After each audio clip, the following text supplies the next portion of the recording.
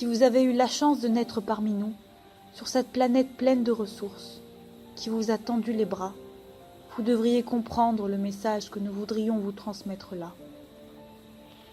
Des millions d'années se sont écoulées depuis la création de celle qui est notre gardienne et notre protectrice. Elle nous a fourni de quoi survivre et vivre, de l'eau et de la nourriture.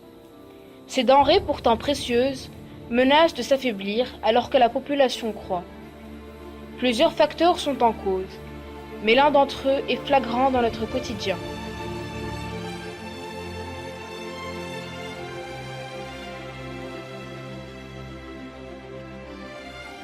Le gaspillage alimentaire est présent partout autour de nous.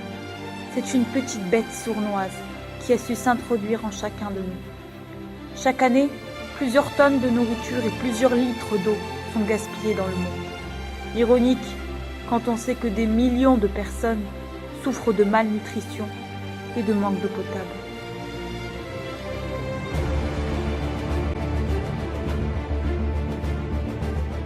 Donc par rapport au gaspillage alimentaire, on a décidé à l'infirmerie de s'y intéresser car on s'est rendu compte que la prise alimentaire en dehors des repas était une des raisons pour lesquelles on jetait beaucoup de choses à la cantine.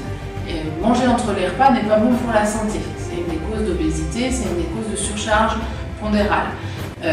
Quelqu'un qui mange à 10 heures va ne pas avoir faim à midi et donc va avoir tendance à jeter ce qu'il a sur son plateau.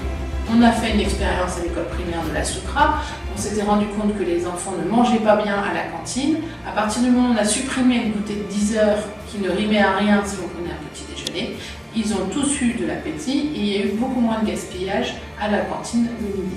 Donc ça a bien montré que ça a une relation et du coup ils n'ont plus besoin de manger entre les repas. Et donc pour la santé c'est mieux.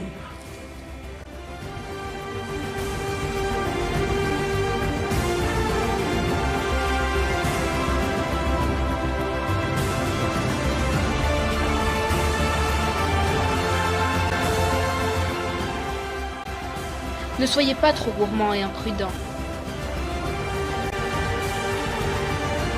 Car lorsque vous vous rendrez compte de ce que vous avez fait et de la situation dans laquelle vous vous êtes entraîné, il sera trop tard pour agir.